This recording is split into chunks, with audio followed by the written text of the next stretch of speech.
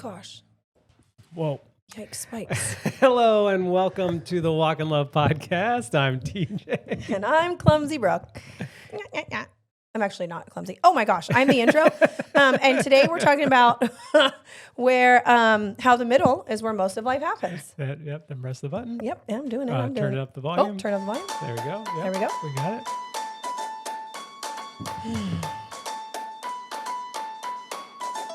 I knocked over my iPad and it knocked over my whole world. Yikes, spikes. Thank you for listening and making us a part of your week. The Walk and Love podcast is a weekly conversation about rhythms, parenting, faith, emotions, etc. It's a place where we laugh and sometimes cry as we try to find language to live a full life. Mm-hmm. And if you like your listening to line up with your living, you're in the right place. One thing I'm going to try to do today Okay. is not move my microphone. Like not fidget with it? Not fidget with it. Matt was fidgeting with his microphone so much yesterday. I literally had to tell him to stop. Like he was like, I was like, Matt, you have to stop touching it. What are you on crack cocaine? Yeah. What's happening? So, yeah. Challenge to you as well. Ooh, okay. All right. I think as long as I stay sitting really upright, right, my microphone is fine. It's when I lean back here and I get comfy, then I start moving it towards me. Yeah. And that's where we are. My All camera's a little off. It is a little off. I don't know if you can. You try to change that. I'll make some announcements. Okay. Okay. So, oh wait, where are my fun buttons for my announcements? Now that we realize we have a chime sound. Okay. Announcement number 1: the Liturgy Club. It is happening. It is exciting. I am very excited about it. I can't remember if I said this last week or not, or where I said this, but coming off of I think I got it. Christmas card season, which is so fun. Different colored envelopes. People choose different fun pictures. Right. Oh, you went on a vacation. Oh, your kid grew. You had a baby. Yeah. It's so fun. And I can't. Or you're a stranger. And we did? So we did get a return to sender Christmas card. However, we were not the sender. It was returned to. And so is it hanging on the side of our fridge? Yes. Yep. I have no idea who these people are. Yeah, they tried to send it to someone. And it got sent back to them, which for some reason was us. Ended up in our house. So and it has nothing to do with it, which is very funny. It's not like the addresses were similar. This is literally completely wrong. Anyway, I've thought about looking them up on Facebook or somewhere and just being like, I just want you to know we got your card. Happy New Year. But I didn't know if that was weird or creepy. Okay, go on. Anyway, so the Liturgy Club is happening. It is a snail mail subscription. It is $9 a month. I'm going to send you real mail in the mail. Real mail in the mail. Real mail in the mail. Every month. Every month. And we said we were going to start in March. Just kidding. We are going to start in, oh man, that's a button I need. Just kidding. We are going to start in February because why the heck not? Right? And also, I don't know how to not charge people for the following month while still taking in new people. But it's fine. We're going to do it. It's going to be great. I'm excited. I was working on Today I was working on the first one that's going to go out, which I feel. It'll be a liturgy, a personal. It's like a printed liturgy. So it's going to be pretty. Newsletter, like an analog newsletter. Yep. Kind of like maybe talking about the liturgy. Probably. Most likely. Yeah. And liturgy then it for will gorillas. Probably have. And then context on why. One extra little. We'll see. Thingamajig in it. Yeah. But it's going to be great. Okay, that's announcement number 1. Announcement number 2. We're up to quite a few signups already. That's amazing. The final orders are starting to go out this week. We have received boxes. Actually, I think they're coming today. But we will be receiving at the moment of recording boxes later today, which means everybody's final orders of the originals that have the Walk in Love on the sleeve or the verse on the sleeve, the Okay, I Love You Buys, that collection is going to start shipping this week from our basement, which is super, super fun. But that also means that once we get through all these orders, there will be stuff left. Because we always overprint a little bit just in case. So there will be stuff up for grabs. I don't know. I'd say in the next week, maybe next week or two. And so that feels super exciting. Yeah. So about that, I have been shipping orders basically every day, which is awesome. Things come in every day. There's still inventory left for Walk in Love. I actually got a box of returns yesterday. So we're in this process of changing our fulfillment center to us. I got a box of they had a bunch of returns sitting there. The box got sent back to us. We then, I put those things back in inventory. So there are some random things that are showing up occasionally. And then we also have, after probably like a week-long conversation, have decided to pause Tiny Rhythms as well. We really went back and forth on it. Yeah. And I think the current thinking is not, it's dead forever all the time. No. The current thinking is in 2026, strictly speaking, do we have capacity for this? And it very clearly became the answer is no. Yeah. We are focusing on other things. Yeah. So we marked down every individual piece to $1. And then there are packs that are $5, packs that are $10, and then packs that are $15. So if you are already in the Tiny Rhythms ecosystem, load up on all the extra pieces. Yeah. And if you're not, there's certainly enough pieces to make robust. I mean, you could just use it for chores. Yeah, and we have tons of chore packs. So that's happening too. We get the prints. Lots of stuff is happening. Lots of stuff is happening. Fix my camera. Oh, can you? Oh. You need to go up or down? It's like you're trying to line up. Move your coffee. You can't see the edge of your table. And my iPad is blocking it. Sorry, y'all. We're fixing this. Oh, that's pretty good. I think you look okay. Yeah. So once I ship all those final orders, then we usually order like 5% extra of everything. So there will be random things that are ready to rock and roll. I'm trying to think if there's anything else. Like I found a box of stickers. Like there's some other stuff that I found recently. So I add stuff as soon as I find it every single day. And then before we get to this, I need you. Me and Matt made some football predictions yesterday on the podcast. Oh, so okay. I want to add you to this. Okay. Who is going to win? What? Well, I'm going to go each game. For next season. So there's 18 weeks. There's like 17 games a week. So it's like, no, we're not doing next season. I think you mean the Super Bowl. Okay. Broncos or the Bills?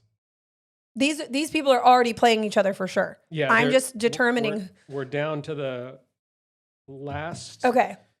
Yeah. We're down to the last. Ooh. Broncos or the Bills? The Bronco a horse? Yes. Okay. Denver Broncos versus Buffalo Bills. One is fast, one is strong. I'm going to say the Broncos. Okay. The Houston Texans or the New England Patriots? Texans. Okay. The San Francisco. Wait. Where are they playing? The one you're reading second? Like, are the Patriots playing in Texas? No, the Texans are playing in New England. Oh, that might change things. Does it change it? I can still officially change it. No, it's fine. Lock it in. Lock it in. Okay, the San Francisco 49ers are playing at the Seattle Seahawks. Okay. Gosh. Don't do this to me, babe. I think it's the 49ers. Okay. I know. Okay. I know my role here. All right. The Los Angeles Rams are playing at the Chicago Bears. The Bears. I'm going to say Bears. Okay. And out of your 4 teams, Broncos, Texans, Niners, and Bears, who's I have literally no idea. Winning it all? Oh, I'm just supposed to pick one, not the final 2 that play each other? Nope. Have the Bears ever won? I mean, probably, yeah, back in the day. Sure. I'm going to go Bears. Wow. Yeah. So Matt picked the Broncos, Texans, Niners, and Rams, and then he picked the Pats to win, which he didn't even pick to win. He's hedging his bets. Idiot. Yeah. All right, go ahead, man. Clench those cheeks, let's give a cheer. Your comments, friends, they're finally here. All right, thank you for commenting on last episode, which I had it pulled up and now it went away. Which you have to log back in. We're never going to get in. No, I'm in. Which was the not so surprising recap to 2025, episode 280. Wow. Yeah, we're almost on 300. Do I have I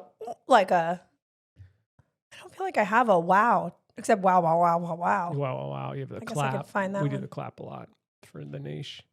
All right. So episode 280, not so surprisingly, emotional recap to 2025.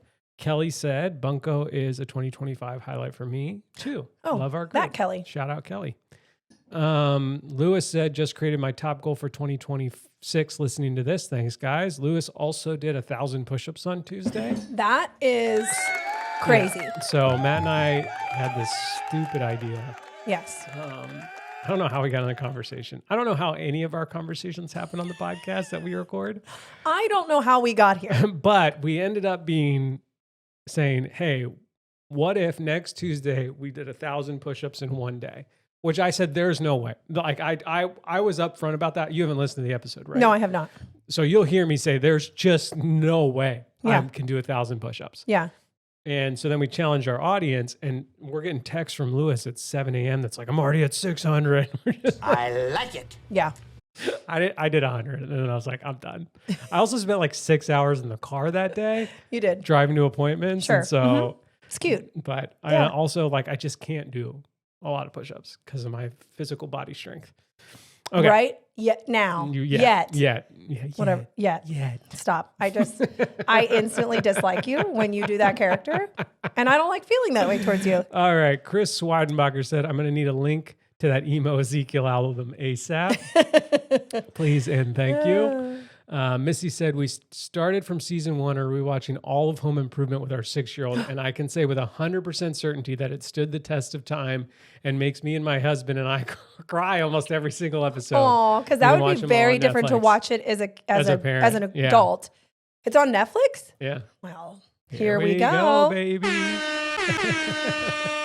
Kyra said, so thankful for you guys. It's helpful to hear you guys be open and vulnerable and know that I'm not the only one who feels those things. Thanks, Kyra. Janaya, Jenaya. Janaya. Janaya. I'm going to say Janaya. Was thinking of future episode ideas, and I'd love to revisit old episodes, Weekly Rhythms, Sabbath, other previous integrated topics, and talk about how those have changed or adjusted over the years and what life looks like. That would be cool to take all your integrated notes from all of time and pull out here's what we still do, here's what we've changed, here's what we've thrown out, which I don't know if it's anything. There's stuff we've changed and altered, but I don't know if anything has completely gone into the trash. Because even the money stuff that changed. It changed. It did not. Even the gigs have changed, but they still exist in some. They still exist. In some regard, yeah. Okay, Abby said, I bought one of each prints for the middle school girls I lead at church. We got our own room for small group time with a door and everything that isn't often used by others. So we have permission to hang things on the wall. So my plan is for each girl to pick one of the prints, write a prayer, Bible verse on the back, hang it up, and then revisit it. Oh, they move on. Oh, that's cool. Very cool. So yes, thanks for commenting. Where we read those comments is Spotify. So if you want to join the conversation, join it on Spotify. Brooke created a Spotify account just to comment on Naughty Nation.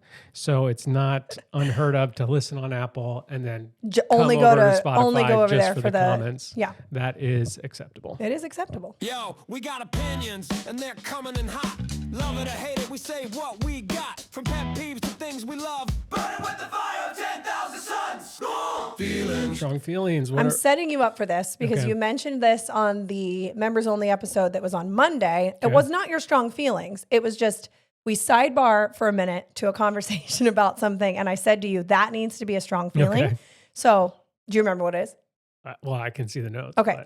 Well, I wouldn't have remembered otherwise. No. I just remember thinking that's so real. You need to talk about that. So I'm setting you up for that. Okay. So Mount Rushmore. No. Oh, no. Oh, sorry. Your strong feelings. What are your strong feelings? Okay, now I see it. Sorry, I was in the wrong spot in the notes. And then, that doesn't make sense. Okay, my strong feelings. So,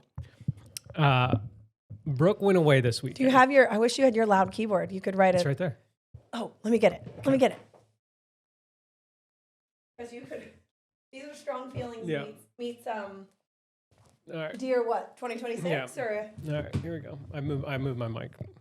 It's okay. All right. Dear 2026. I don't know if we can hear it. Mic the keyboard. Okay. How do I know if that mic is on something normal and not on anything weird? Oh, we can hear it. Oh, good. Okay. Dear 2020. Actually, should I start with a story first? How we got there? No, just go for it. Dear 2026.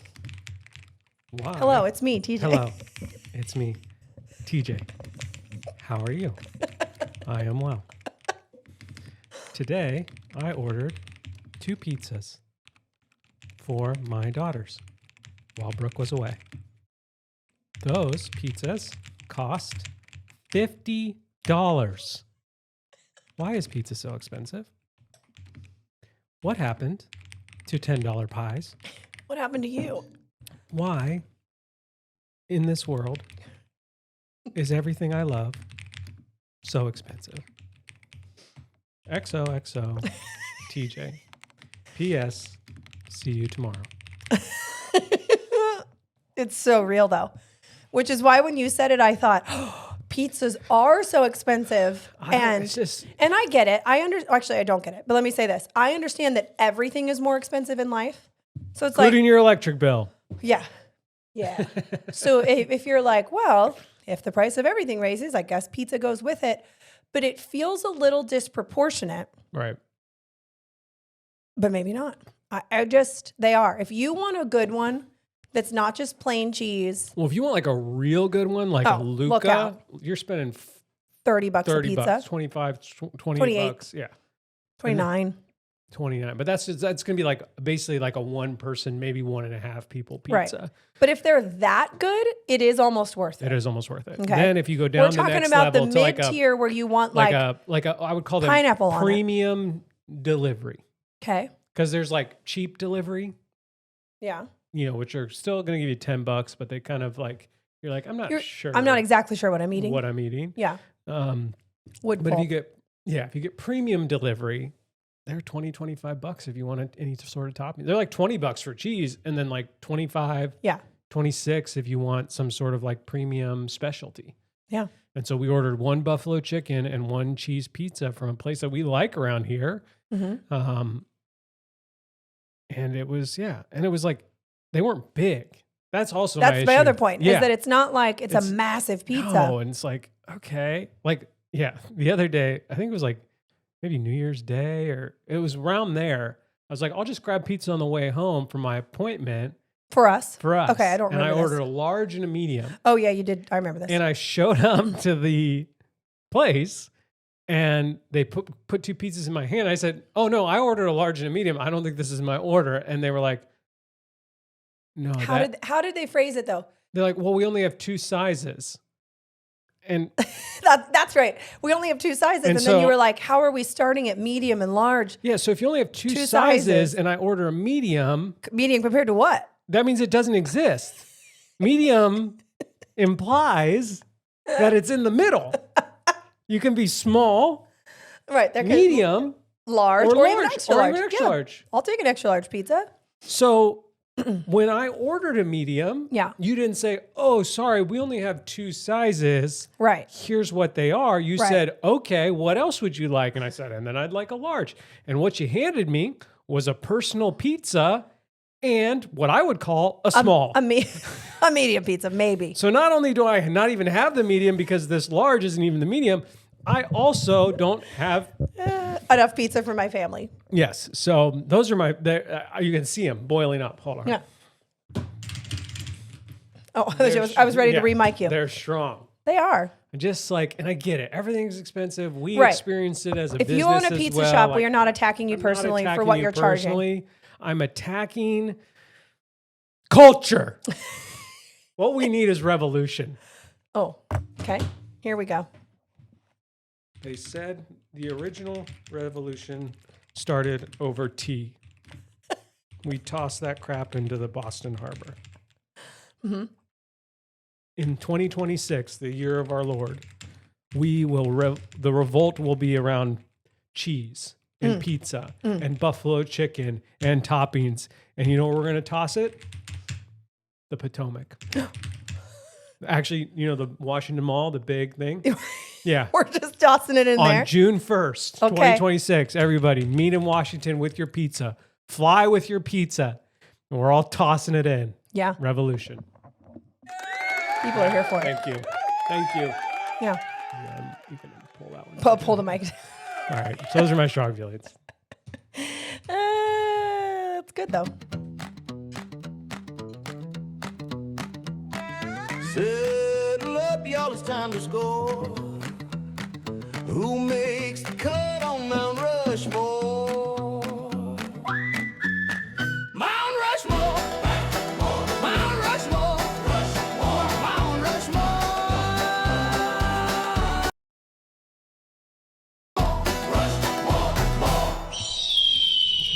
It's recorded, I can see. But because life would be so sad without pizza, Yeah.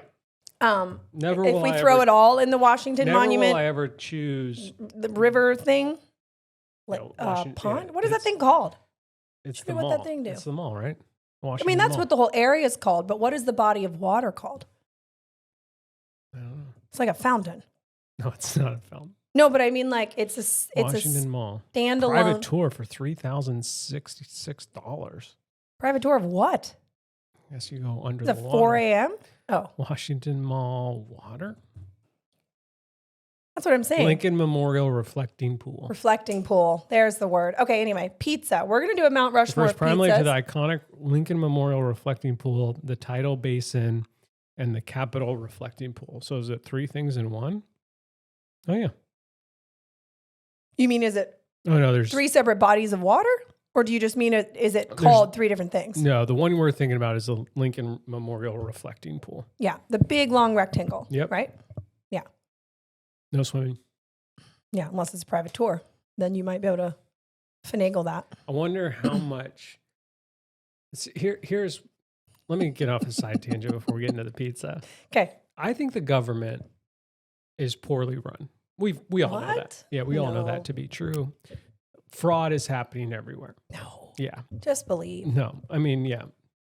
Anyways, I think the government has opportunity though to like make some money by so let's say every dollar the government made on some sort of like government attraction reduces a tax dollar we have to pay. Okay. Okay, so NASA, you want to fly up into space? It's going to cost you $1 million. Okay. Okay, well, we're going to collect $1 million less taxes from people.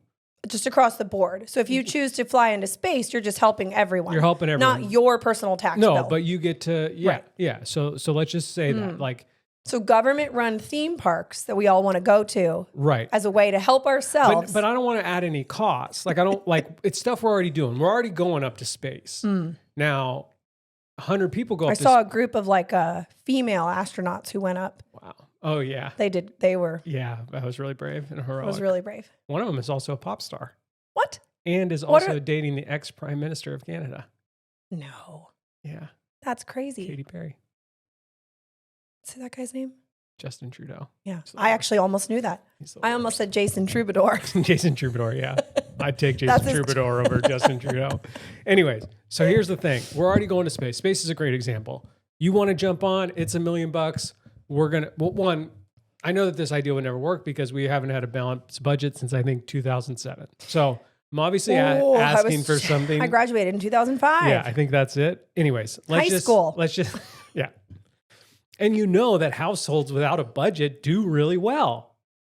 Businesses without a budget do really well. Are just fine. They're still open. Yeah, they're still open. Here's where I thought you were going with this, that if they would charge for us to swim in there. That's what I'm getting there. Yeah. Okay.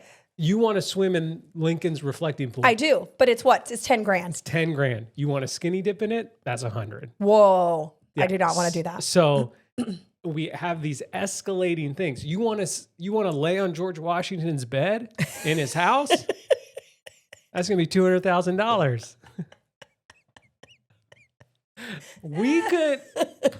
You want to high five the statue in the Metropolitan Museum? You want to go up and stand on the flame of the Statue of Liberty? $250,000. Yeah. You want to go to Hamilton's office? Okay. And does that exist anymore? And sing Hamilton? Right. Lin-Manuel is there. Lin-Manuel is extra, but if you just want to go and just sing, $100,000. Yeah. All right. I think you want to make a think it YouTube could fix the video. Think about this. Hey, Mr. Beast, you want to make a YouTube video of last person that's standing in Lincoln's log cabin wins $1 million? Well, that's going to cost you $10 million.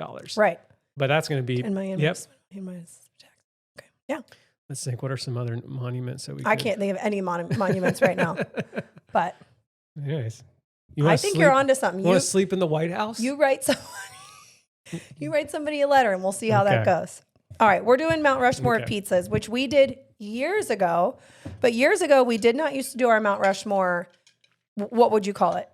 Draft. Like draft, where if you pick something, I'm not allowed to. Right. We used to just basically agree on our top 4 things all the time. So we're going to draft our pizzas, and I'm going to go first. Wow. Okay, I'll write them down. Buffalo. No, just kidding. I'm going to let you have that. I'm going to have to go with some sort of Hawaiian.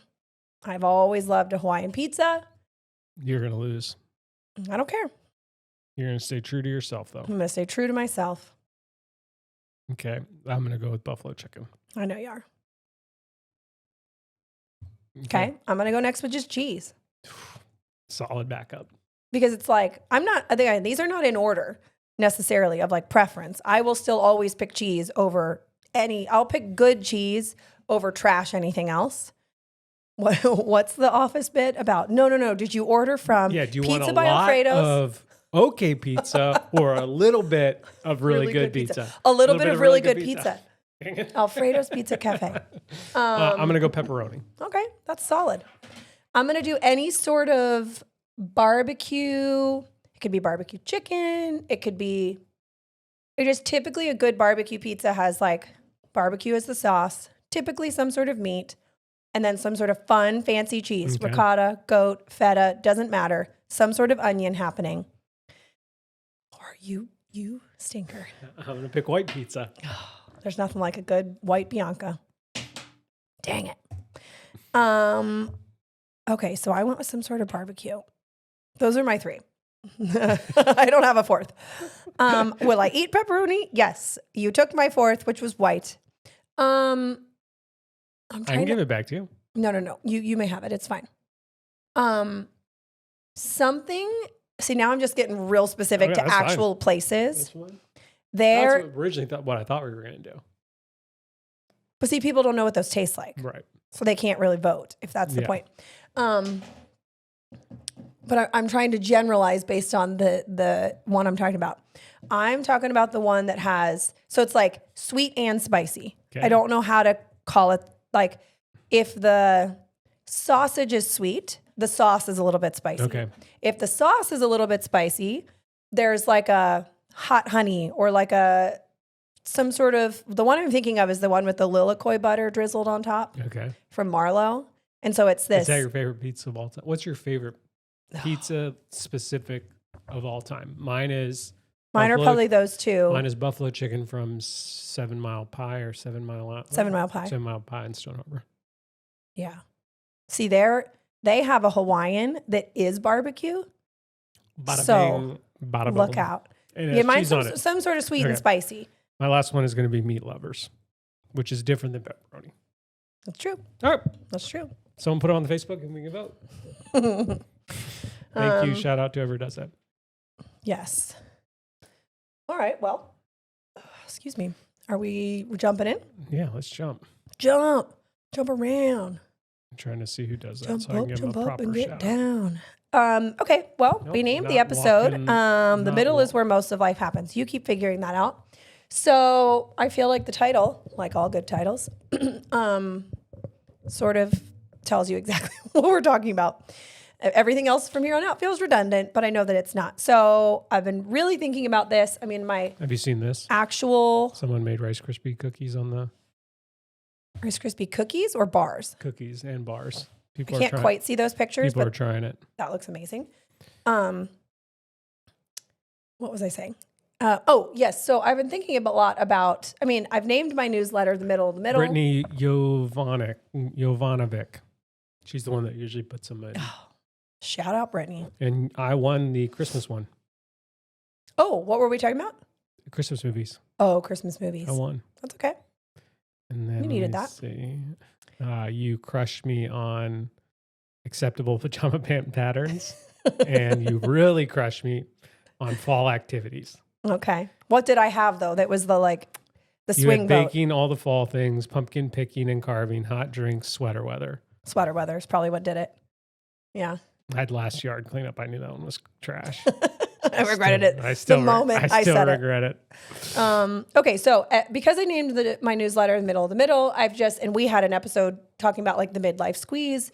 We've just been talking, or mostly to myself, I guess, a lot about this feeling of being in the middle, and then why I feel so much like, I've sort of been processing like, why do I think about it so much? Like, why does it feel so accurate or so heavy or so whatever, versus just like, that's interesting, and then I move on. And so I think there's a couple things. I will start off by saying that there is this cultural message or tension, and it's not brand new because we've been in the era of technology long enough now that we're not like, what? Things are instant. We're wired for things being instant, but it is like email, food, delivery of anything. I mean, Amazon went from being like, whoa, you get it in a few days to, do you want this in 2.5 hours? We're already on your front porch. Right. Yeah.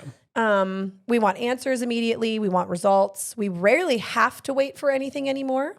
And so then I think, without realizing it, it trains us to believe that the faster something happens or arrives or whatever, that's better, that slow is wrong, or that waiting equals failure, or waiting equals like not absence. What's the word I'm looking for? I don't know. But like we live in a world that is built for speed and everything is so fast. And however, I think what really happens in the middle, which is why I said where most of life happens in the title, is because formation happens very slowly. Ugh. Right? No, exactly. I'm not saying any of this is easy. I'm not saying that at all. I'm simply saying that. Oh my word. It's just like, it's so real. And so the middle is not, I do want to differentiate. The middle is not like a waiting room or a holding pattern. I do believe, and I'll use the liturgy I wrote for the in-between, which I love. I mean, I know I wrote it, but it's one of my favorites I've ever written, and it has landed really well with listeners and newsletter readers. And imagine it on a print coming to you in the mail directly. That's called advertising. Marketing. Okay. Where was I going? Oh, I do think that these are two different things. I think there can be seasons of in between, or you can feel in between. I mean, I guess you can feel it always in life, from like, if we speak more broadly and more spiritually and like pull a metaphor out of it, like we're all in between until we get to heaven. And that's a whole separate thing. Right. But I'm talking about just like this long middle of life. And I think the middle is adulthood. I think it's responsibility. I think it's showing up again and again. It's like this ongoing becoming of not just a better version of ourselves, because that's not always the goal, but just like, it's ongoing. It's over and over. Yeah, it's so repetitive. Let me try to give some like visual to and it's where most of us actually live. It's like, it's not something to get through, where sometimes the in-between can be like, we're waiting on an answer about what house we're going to buy, or we're waiting on an answer for something, or clarity, or XYZ. That is different than like, this is just where most of life actually happens. Okay. Tell me if this analogy works. Okay. Because I'm thinking of it live on the spot. Okay. Let's say like life is like one giant like hike or climb or something like that, outdoors. And so like, like there's going to be a start to that adventure or that challenge or whatever. And then there's going to be an end where you see the finish line and you're ready to roll. Yeah. Your headphones are going to crash down on something. I think you can just unloop them and put there them. There we go. Okay, so like let's say life is like a adventure, like a hike, and the first part of the hike, like you're like it's you're just going through it. Second, like the last part of the hike, you see the ending, you're ready, you're going to get there. The middle of the hike is the part that's hard. Like it's it's the longest section, because the start can be 15 feet and now you're in the middle, and the end can be 15 feet and all the rest is the middle. Yeah, that's kind of what we're talking about right now. Yeah, it's sort of like middle. Yeah, but I think the difference to like seasons of being in between is like on that hike, you realize, oh, there's a river here that we need to cross. Yes. Or it rained for X amount of time. We need the water to... Or something's... we need to... Or something great. The weather's been amazing. Like, we're in a season of in-between is like us walking the like shore of the river, or the bank of the river, and finding a place to cross. And it's like, I'm not really moving forward. I know I am because I'm trying, like, I know to get to move forward, I have to go down this bank. Yeah. But when you climb out the other side of an in-between, depending on, you're still in the middle. You're still in the middle. Yeah. And that's what we're saying. And I think that's why the middle can feel so uncomfortable, because there's no clear starting line. There's no big finish line you run through the tape. There's no big reveal. There's no moment where someone's like, this is it. It's working. We're doing it. Like, you're just like beginnings and middles, like you were saying on the hike, they give feedback. Yeah. You have dopamine, or you're excited, or like whatever is happening with a beginning and an end. And in the middle, that so rarely happens. Right. And so you don't have this positive, like, it just doesn't give you feedback and excitement or whatever towards the way beginnings and endings do. And I think that there's this added layer of, and we talked about this a little bit on the No Thanks January energy, or whatever we called it. Right. About like transformation culture compresses time. You know, it's the renovation show that like that took them 6 months, and then they're like, are you ready for your fixer upper? And it's like, well, I want that. I want my house to look like that. Or it's the before and after. It's the 6 months of work in 30 seconds of time lapse. Right. And again, I love those videos. I'm not It's the Rocky montage. Yeah, I'm not complaining about a montage in a sequence, but that is like, or in a movie or something in content. But what it does is it glosses over. Why do we speed that up? Because if we had to watch that in real time, we wouldn't. We wouldn't. Right. Because it is long, and it is the middle, and it is where all that formation happened. But in the name of movies or content, we do tend to speed it up and gloss over it, because the feedback of the beginning and then the showing you the ending is way more exciting. And we're addicted to it visually. And so now we're becoming addicted to it internally. Right. And so without knowing it, we absorb that expectation of like visible results, emotional payoff, quick proof, and have you seen the trend of people, again, there was that trend maybe like 2 years ago, raw dogging it on a plane. Yeah. Where you would sit and you wouldn't get on your phone, you wouldn't watch anything, like whatever. Yeah. And now there's like this new trend where people will they'll set up a camera like where the camera is. Yeah. They'll turn their iPad or laptop and they'll start a timer. Okay. And they have to sit there for an hour. I've seen something similar. Yeah, I don't know if it's been an hour, because they're trying to but like basically reset their bodies to not need attention span. Yeah. Which is wild that like we have to do that. Yeah. And so what I think is happening, and maybe this could be proven by science, I don't know. But like what I feel like is happening is because we become so accustomed to like the time lapse, the montage, the whatever you want to call it, the reveal, the shows, the content that just does that. I think it is making being in the middle way more exhausting than it used to be.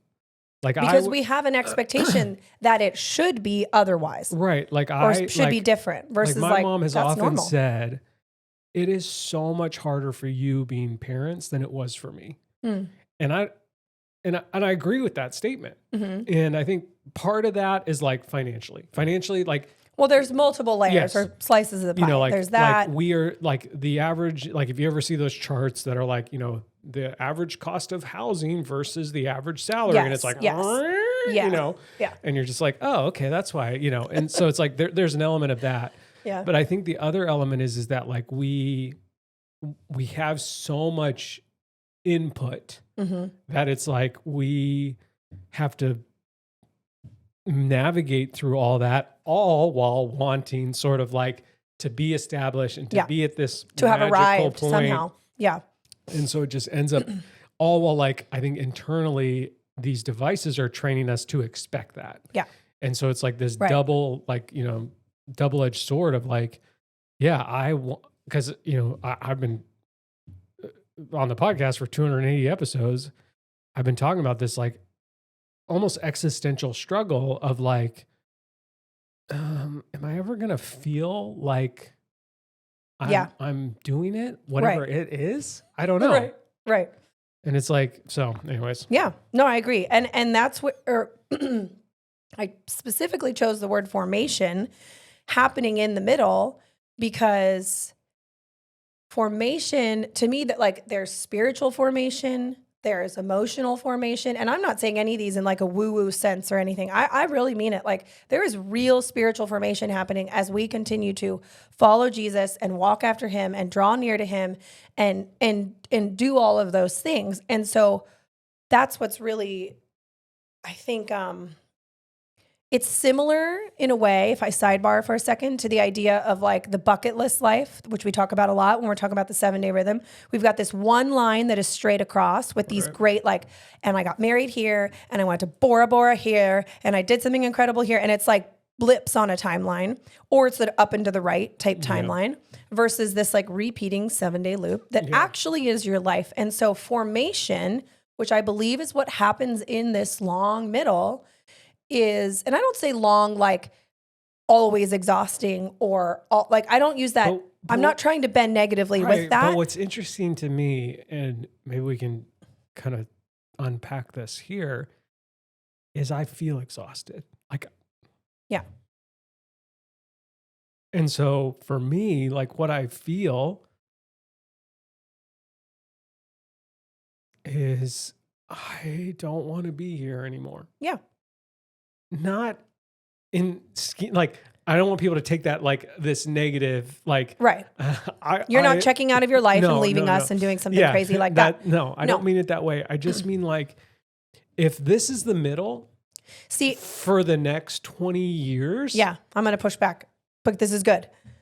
I want to unsubscribe. Right. And I feel myself unsubscribing in small ways, not in terms of like, again, I don't want people to think that is TJ's Googling bridges. Yeah. No. Right. But like, I just like, okay, that seems hard. I'm going to just, whatever, check out a little bit. Yeah. Dopamine hit, whatever. But sorry, go ahead. And so I struggle with this idea of like, I mean, I agree with everything that you're saying, that this true spiritual, emotional, physical formation happens in the middle. No one is born with a 6-pack. No one is born being able to bench whatever, or, you know, run a 3-minute mile or whatever, like do 1,000 push-ups in a day. No one is born that way. Right. Some people are born with inklings towards that. Like there are definitely people who have genetic help towards something, or maybe or whatever, intellectual help towards something, or physical beauty towards, you know, whatever. Yeah. Like there's you can naturally bend towards something and be like, that does come more naturally for me. But yeah, I just feel exhausted. Yes. And that's where I wasn't planning on talking about this, but that's where I feel the differentiation between this long middle that I don't want to put years on it because I don't really know. So I'm going to speak very loosely. Right. But I feel like you enter this middle somewhere in your 30s. I didn't think about this at all in my 20s. Yeah, even early 30s, I didn't. But somewhere between getting older and having more context for life and more learning, and again, more spiritual formation, more children, more whatever, you start to drift into this middle. And I've had people respond to Instagram stories or newsletters and say, "Oh my word, this middle you're talking about resonates with me." And I'm 65. Like I could be your mom. That's usually what they say when they respond, which is so sweet. Like, I am older than you, like, and yet you are my mom. Hey mom, just text me. That would be easier. But I don't want to say that everyone in their 60s still feels this. I don't know, because I'm not there. But I do think I do think it's broader than that. But anyway, what I want to say to you, T, is I think that's the confusing point, is that this long middle is not the same as a season of in between. And I think you and I are still in one big time. We have moved twice in a year, one from a place we adored and loved to another place we adore and love that is very different. We are still closing a 20-year business. You are still fresh into a season of starting a new job. We have a lot that feels very transitional, and I don't believe that transitional feeling is our next 20 years. I just feel like we're still in it. And I think you can have, right. Yeah. And that's where, when I think about, like, again, I love my life. I enjoy so many aspects of my life. Yeah. I love you. I love the girls. I love spending time with them. Like, I thought you meant the listeners. Yeah. I was like, whoa, you're starting there first. I love the ladies. I love the clenchers. But what I feel like in this sort of, maybe we are in a season of in between, is like, I don't think I could this isn't sustainable. I don't think I could be this tired for the rest of my life. No. That sounds exhausting. That to me that's not like a clue, but to me that's information that we are in this. Right. And again, a season can be years. Like it can be it already has felt like at least over a year, but it backs up into a good 6 months or more of our final months on Maui. I would include that in this season and that's where I just do not believe that is forever. Mm. But I do think you can. But I'm having a hard time picturing it otherwise. Yeah. And that's where the tears and the emotion come from. Yeah. Yeah, I get it. I feel the same way. And I have to check out a little so I don't cry all the time. And again, I say that being like, if you stop me on the street and are like, how are you? I'd be like, genuinely, I'm good. I'm doing all right. Right. Like when I think about this week, like it's what's the day? Thursday? Mm-hmm. Like this week hasn't been a banner week for work by any means, but it's like I helped build a fort with the girls in the backyard. I, went on a date with June. Like there are things that I've gotten to do this week that have been very enjoyable and very fulfilling and not just like fun. Right. But yeah, I don't like, and I think what's hard for me in this context of talking about it is like, I don't want to sound like I'm complaining because I do not like wild. Next week's episode is about people that complain all the time. All about disguised complaining as commenting. I don't want to sound like I'm complaining, and I don't want people to call me and say, "Hey, I know like you got a lot going on," because I wouldn't even consider that. Like I don't. There have been seasons where we've had more going on, and I don't even like. And I don't even look at it as like there's always a lot going on in life, especially as you had children and jobs and all this kind of stuff. But I think what I just like where the emotions come from, and just sort of just like is like just the sheer exhaustion. Yeah. Like, and that to me is that's again where I would say, like, if I didn't know you and you were telling me all this and you were like, I just can't quite figure out where I'm at. I just keep feeling all of these words are pointing to a season of in between, because I think the exhaustion you and I are talking about is so deep. It's not just, oh, I'm tired because I'm sleeping poorly. And it's not just I eat trash and my body's tired, which we don't. Separate episode. But like the last bonus episode. Yeah. I feel like we have this deep, like emotional, spiritual level of exhaustion. And I don't mean we're exhausted by our spiritual life. I'm not saying that. But I just feel like it's so deep and I actually, that it is swirling around this other area versus just like, we have a lot going on right now. And so what I feel, and this is, and we've talked about this personally, I know that I have issues with identity and work and justification and so I think the like chair all the way behind this exhaustion is like, God, why won't you help me? Like that is my tangled. Yeah. Tangled is a good word. I love the word tangled. Theology. Right. Which I know is not true. Because my initial thought is, you don't think he's helping you now? Right. I know it's not true. In my brain, if we were to have a conversation about theology and who God is and his character and what he wants for the people who follow him, I would never describe what I feel. Yeah. He's the Lord who's conditional in his help. And yes, it all 100%. depends on, It depends if I work enough and if I fast a little bit more and if I pray a little bit more and if I give a little bit more and if I do a little bit more, then eventually I'll get to the point. And I think that's partially because of my age as a millennial. It's like, well, if we just do all these things, then eventually I know. Like, there's going to be I feel like it's the one reel that blew up. It's a guy sitting in his car. I don't know if this is his shtick. And he's like, how to know you're a millennial or something like that. And it's like, if you reach for productivity to prove who you are. Right. And so that has tangled into my theology of the character of God. And I don't know how to untangle it. And so the end of my exhaustion is confusion, and that's exhausting. Yeah. And so but I think right there, I think the desire to untangle, that is naming something. The desire to untangle those two things, I could say is the same for like, I desire to lose 10 pounds. Like I'm just going to use something very physical versus something very like emotional. We're speaking a desire that we want change in those areas. And that's the exact formation we're talking about. That it is through like a slow rewiring. It is through showing up every day, speaking truth over yourself, and then not choosing to eat the potato chips 100%. And working out. And it's all that. What I feel is like, I'm already tired.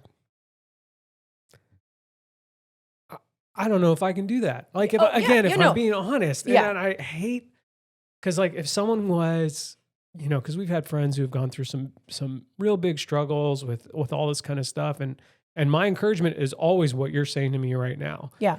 And my encouragement to them would be similar. But then when I think about it, it's like, I think it sounds exhausting in an area where I'm already exhausted. Mm-hmm. And then the second part of it is like, what if it doesn't work? Now I'm just extra tired, but I don't believe in a God that doesn't like, yeah. Because we call it being born again. And so like, I do believe that it's possible to rewire because that tangledness, there's probably some sin in there. There's probably some unbelief and there's lots of cords tangled together, not just like, one or two. Yeah. And that's where I just like, I want, and maybe, and again, I think I'm rambling now, but that's okay. Can I ask, because I've been there, not in the same area, but in life, like when you say I'm already tired, like I'm too tired to even try or whatever. I can't remember exactly what you said.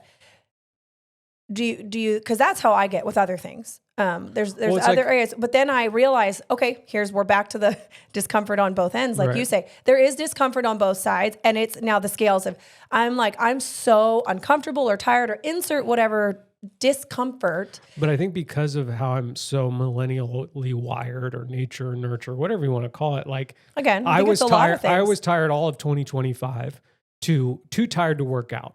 Like, so I just didn't. Mm-hmm. Now in 2026, I have a goal of 100 workouts. Yeah. I know that if I work out 100 times, I will see results. Yes.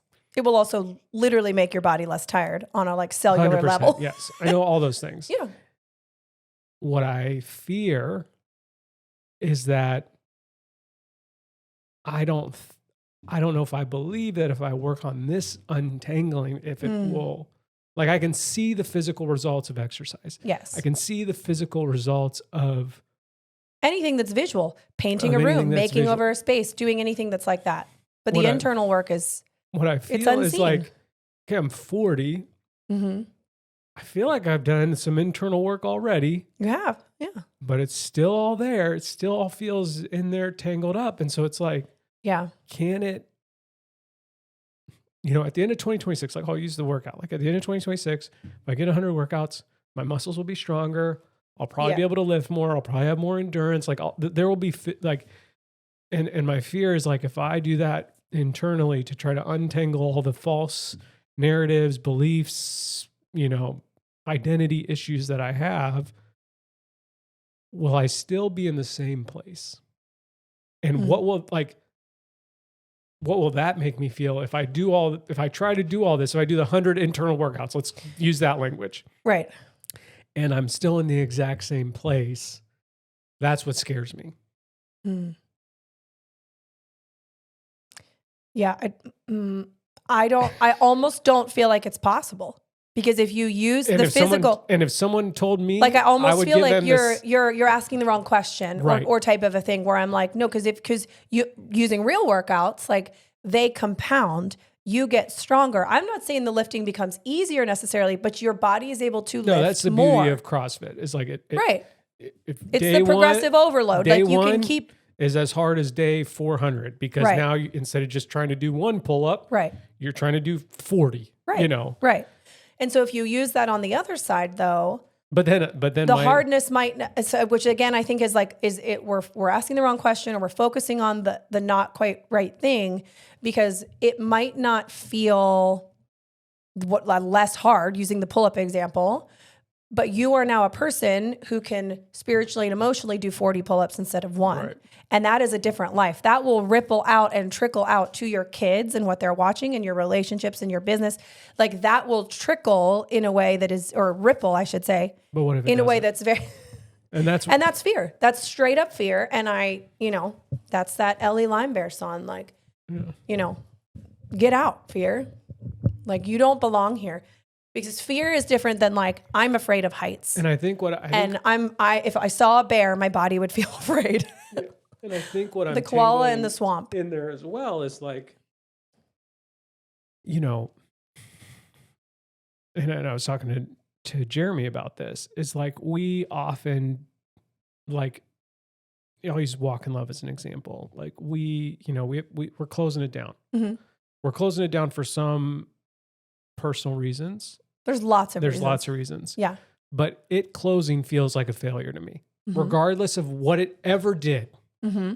Like, the second something has to close down, I look at it as a failure, which is maybe some bad like belief. And so, talking to my friend Jeremy, he was like, I feel like if we do a next thing or if I go for the next thing, like I don't deserve it.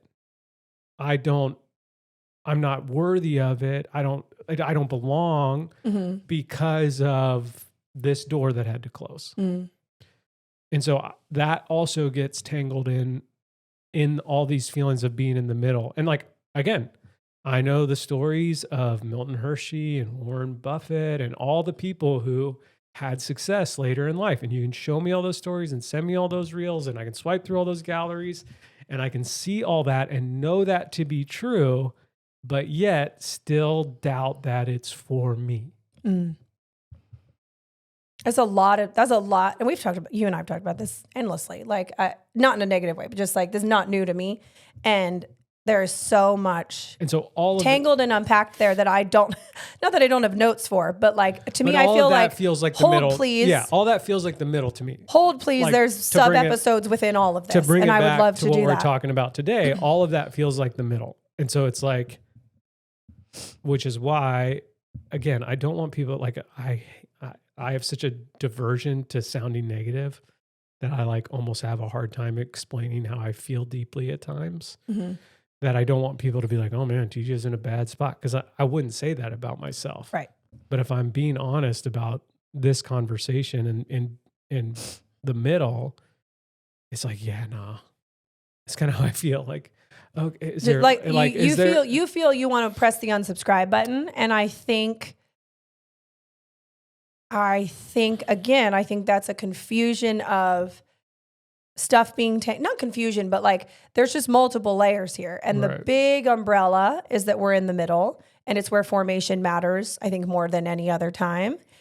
Now, within that formation, I think there's tangled things. I think there's seasons of things. Right. I think there's tension and in between. And I think there's lots of other positive things that my brain can't list off right now. Yeah, because like this sort of like us, I would say like a key like fork in the road moment of massive change for you and I was when I went to Integrated the first time.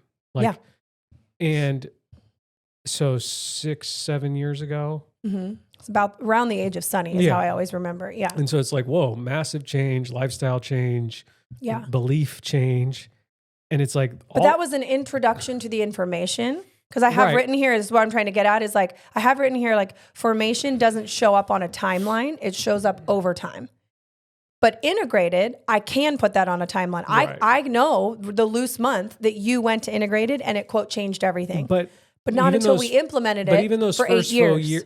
First few years of drastic change and conversations didn't feel as exhausting as it does now. And that's where I'm kind of like, okay. And this is often a conversation that new believers have where they were like, like you get on fire and you can't stop praying and worshiping. And then a couple of years later, you're like, where did that heart go? Where did that spirit go? And and it's like, that's kind of what I feel in this conversation. It's like, I would have said we were in the middle then, but it just felt different, easier. I wouldn't even say different. It felt easier and less exhausting and I don't know, just different. Yeah. And so it's like, how do I get back to that feeling? Is that even the right desire? Because I certainly don't want this feeling for until I'm 67 or whatever, whenever the middle ends. Right. Yeah. And I know that I won't. Like if you ask me to be honest. I know. And that's where I'm like, there are so many seasons of life under the umbrella of the middle. Right. And we are still in a big moment of transition and change because I don't think we're going to be sitting on a podcast in 10 years talking about Walk and Love being a failure. I think that will be so not far behind and forgotten, but I don't think that will be the loudest thing in your mind. It's still so real. I mean, we're looking around still seeing boxes. Like it is so visually still relevant to your hourly days. And that's where I just feel like as we continue to, progress and live and years pass, I didn't mean to derail your. That's feel fine. I feel like the rest of my notes don't make any sense now, which is fine. I feel like I derailed. I feel bad about that. No, don't feel bad. I don't have answers to all your questions because one, I didn't know we were going to talk about it, and two, some of them don't have a clean answer. I think they all sound like things that you take before. Talk about formation and like prayer, like you take it to the Lord every day. His mercies are new every morning, not every night. Every morning. Right. And it's not after we've done all of our things on the day and then he gives us new mercies at night after we've been uber productive. We wake up to them. Are you sure about that? Yep, I'm pretty positive. And then I lost my train of thought. But I just feel like it's the daily bread. It's the thing you take. Right. And I don't know. I'm not saying this like, I don't know, but I really don't know, using your pull-up example of will it feel, are you nervous we're not recording the right things? Well, the mic's not going up. Sorry, technical difficulty. I mean, we're moving over here, but I also only started recording 18, I might have to figure it out. A while in. Something's definitely wrong. But, man, I keep completely losing my train of thought. What was I saying? Oh, I just feel like it's right now for you, T, your daily repetition, it might not feel as much like mine. Like my daily repetition right now of like formation and showing up is like changing all the diapers and doing the laundry. It's like, it's that middle season of just the same stuff again and again and again and again. And I'm not saying I don't have internal stuff I'm working on, but like most lasting change comes from repetition, not a reinvention of who we are. Mm-hmm. And I just think that applies to all the tangled things you're saying. And we know that to be true. Anything will change if you work on it day after day after day. But if you're like, I'm just going to show up for 6 weeks and change my whole life and reorient it, which again is what all of culture says. Right. And I know that. I know you know that. But I just... yeah. Let me see if there's anything else I want to say. Sorry, I didn't mean to derail. No, you didn't derail. We just went a little deeper in a different direction. Yeah, I just feel like the middle, again, I like that umbrella because it's spanning a lot of time on a timeline. I feel like the middle, it is not, the middle as a whole is not a specific problem to solve. Right. It is a place where we live faithfully. Because it is most of our life. And I think that's my... And that's where I'm not saying there aren't problems within it to solve that are like deep down here under all the layers. Because you got to solve the problem of like survival and there's lots of provision stuff. And or like, okay, these siblings don't like each other right now. Right. What are we going to do about it? How are we going to mend that? I think what I look at is like, all right, how can I... this is actually really good. Okay. So we did it, guys. We did it. We got there. So like, let's say the middle is from 30... That's why I was like, I don't know where to end it. Let's just for broad brush strokes say it's from 30 to 65. Okay. Because that woman that message is 65. My view on life and my sort of like internal belief is like, how do I solve it by 40? How do I solve it by 45? Okay, I didn't solve it by 40. Because you desire relief? I don't know. You don't even know why. Right. So again, it's like, why are we even asking that question? But I think internally, maybe it's the millennial in me or the, just the desire for things to be easier is like, if I can solve this middle section of life. And that's why, like, you know, like the people, like, again, these aren't my role models by any means, but like, it's why the like Mr. Beast influencer type of person is so intriguing to me. Cause like in my mind, they've solved it because they've solved the financial picture. Which is your ish. I say that with love. And I have my own. I have my stuff. And if we so rarely talk about the Enneagram anymore, but you're a 7, I'm a 9, I'm leaning heavily towards 1. And it's so fascinating. Only a 1 would correct that. Yeah, exactly. My point exactly. That I feel the need to say. Anyway, not the point. What you desire more than anything. So it's both like you are easygoing. You have a joyful spirit. You can be that person, and it's who you are naturally. But also, your crux as well is what you desire more than anything is for everything to be easy. Yeah, and I want everything to be peace, internal peace. I want to feel nothing weird and no discomfort. Which could you read that as like she wants life to be easy? I'm like, yeah, but if I got specific about it, it's not easy. I just don't want to. I don't want to rock the boat. I don't want to ride the waves. Right. I want everything to stay steady, like a very calm body, like the reflecting pool that we're not allowed to swim in. Yet. You just wait.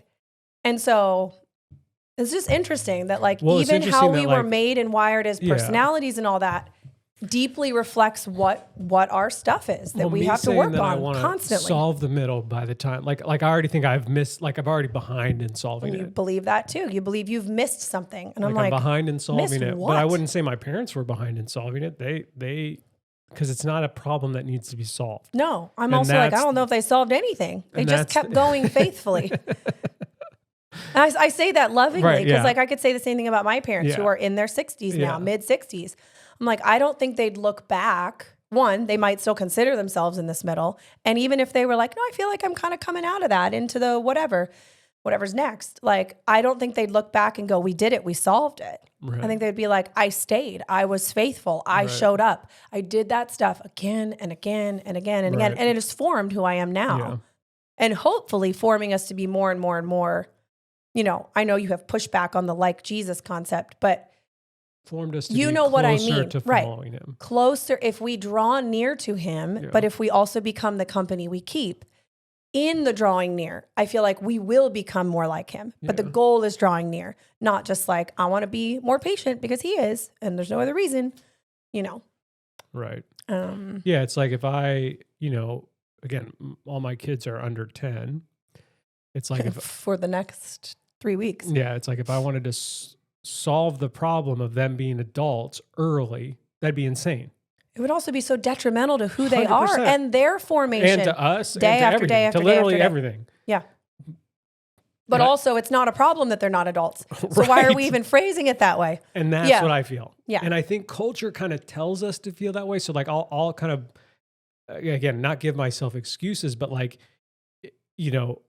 you should have this much saved by this time. You should have this much by this time. If you haven't been paying your kids as your employee for the last 20 years of their lives, and now they have $7 million in a bank account. And living trust, blah, blah, blah, blah, blah, blah.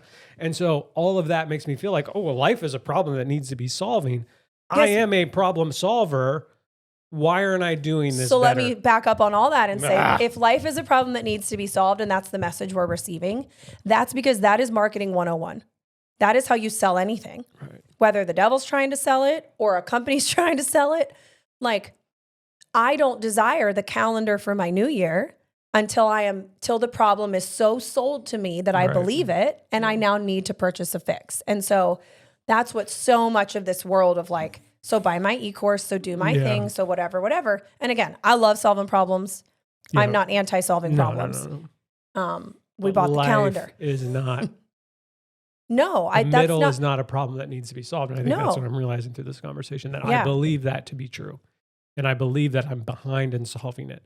And that if I could just do the next thing that would solve it by 45, it's going to be a lot easier until 65. No, we're asking the wrong question there. And that stinks.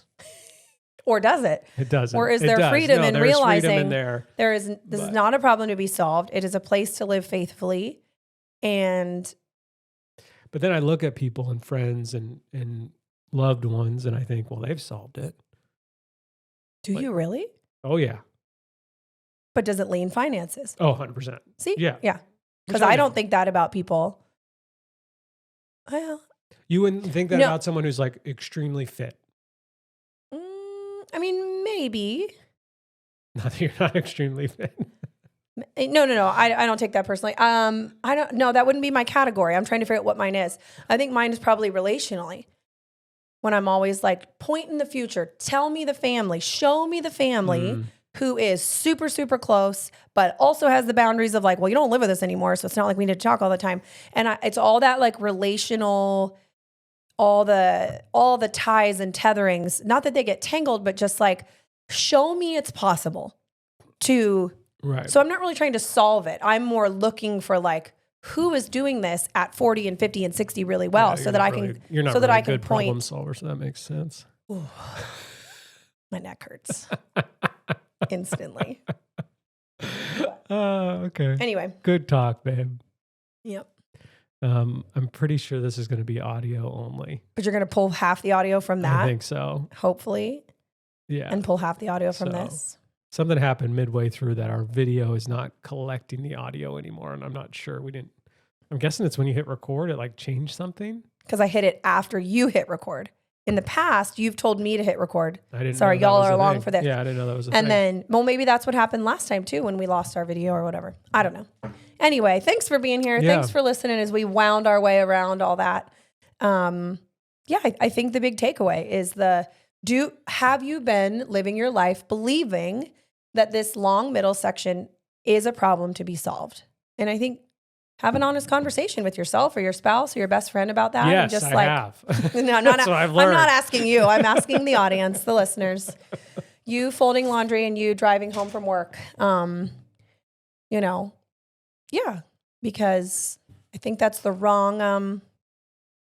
That is definitely the wrong way to live, and I'm having this like sort of like.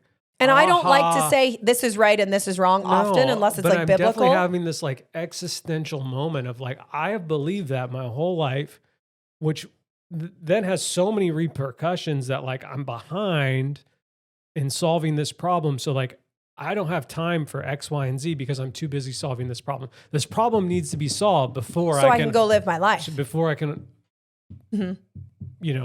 enjoy X, Y, and Z. Yeah.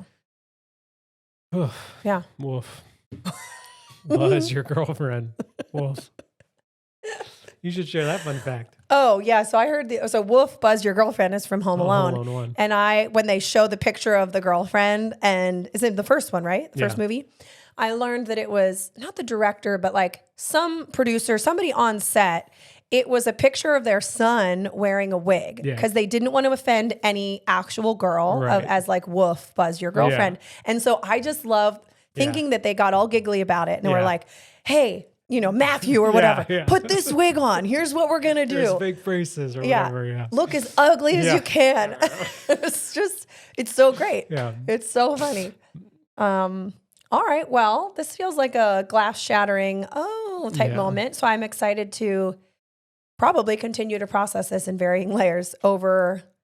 Yeah, me too. I love talking about these things, but I have to pee so badly. So we have to be done because ready? I drank an entire coffee and part of a